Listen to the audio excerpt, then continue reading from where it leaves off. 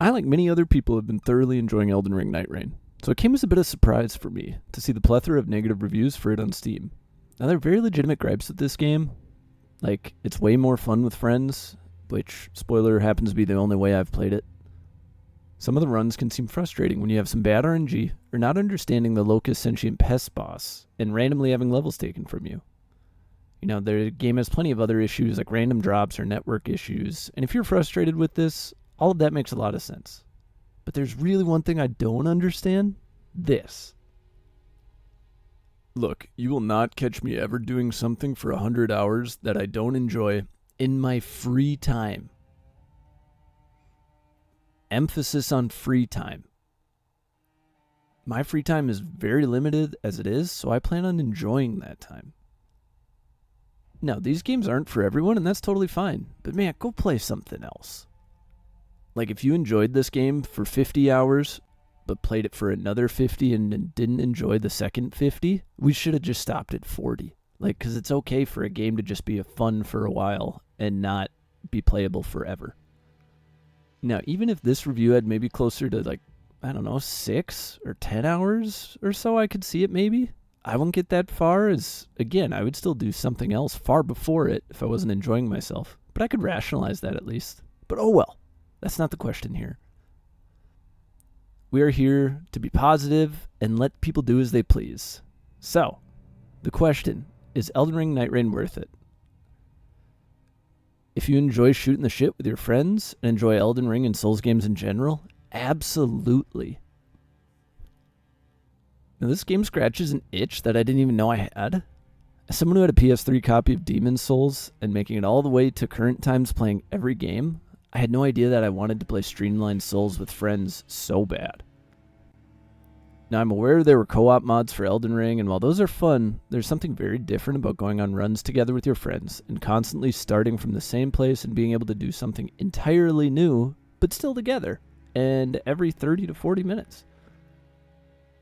For example, I traditionally play all the Souls games as a very strong lad with a big stick or hammer or sword, etc. So to my surprise, I have the most hours as Duchess at the moment. I would never make a run with a dagger build in any of these games, but it becomes so much more fun because my Raider will work on stance breaking, and my Iron Eye will have consistent DPS while I hit flurries and stack crits. And it allows the flexibility to try so many of the systems that are already present in Elden Ring, but take too much time to invest into if you're playing on your own.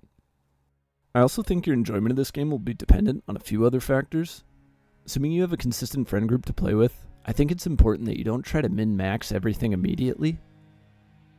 When we were playing through, we purposely did not look up the next boss or strategies other than what we would brainstorm together. And it was important that the first run we saw a Madness Tower that we had absolutely no idea what was going on, because it makes figuring it out that much better.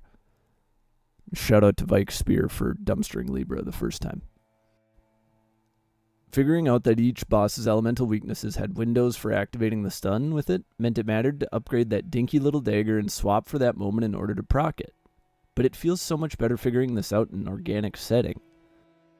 And now I'm not saying you can't look up things when something is super confusing or challenging, or if you prefer to play games that way, that's totally fine. But this learning and figuring some of these things out on your own when the game is trying to guide you there is much more enjoyable and rewarding for me. Now the bosses. The new bosses effing rule. They truly feel like a culmination of the run, which is very different from how the older games would feel. I'd find myself planning and thinking much more deliberately, or we would intentionally play passive at the beginning of a new boss to get a better understanding of the new boss's moveset, because the time of each run made this encounter feel like something more. It's a very slight shift, because beating a boss feels equally as rewarding as clearing a challenging boss in Dark Souls or Elden Ring, but those games are so much different because it's typically a simple run back, even in the older games that took a little more time. But regardless, so you could eventually beat those bosses by smashing your head against the wall repeatedly, which I have been very much known to do, and that's its own kind of joy and triumph. But these feel much more deliberate, or like you were planning the run more as opposed to just the strategy. Like, we need to make sure we stop at these mines so I can have 2 upgraded weapons. Or we need to hit the castle as quick as possible to get a higher level for endgame drops, etc. Nightreign's Nightlords feel much more like a raid boss, as opposed to just traditional From Software bosses. But really, I think it's just so fun. The new bosses all feel really enjoyable to me and make you master different mechanics.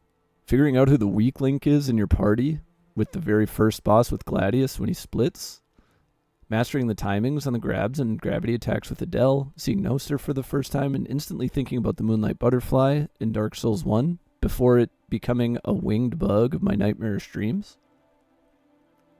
Really, each of the Nightlord encounters feels so unique, and having bosses designed in a co-op fashion opens up how insane they can be.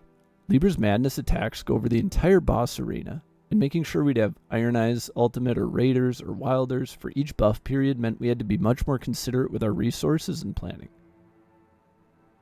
Man, I just really love the boss design, and it's so cool to see a company like From Software have a chance to just cook and really see what happens outside of the restraints of the normal games. Now, yes, I think the game is absolutely worth it for me. And the thing I enjoy most about that is that this game is probably the worst it's going to be right now. Now, hear me out. There's no reason to think it won't continue to improve and get better. I think some of the issues with the lack of variety in runs will continue to get better because there's no reason that they won't continue to bring back more bosses or Easter eggs from the history of the series, like with the Nameless King, for example. Or instead of just Margit invading you, what if the Pursuer is chasing you on different runs? You know, opening up a variety for greater random encounters as well as changes to the map in conjunction with just increasing the amount of enemy types throughout the game will instantly make this game more replayable and better overall. The game will get balanced for duos and have a proper duo mode at some point. More weapons and relics will be added in, along with the variety for buffs to continue to make much more unique playstyles. And for the more cynical people around, From Software has been one of the best and most consistent developers for years and years, and there's no reason to think that this game won't continue to improve. Man, I'm excited for what's to come. Even if it means over the years I'll just pick it up every now and again, that's fine. The game is absolutely worth it. It's fun to play with your friends, and sometimes that's enough.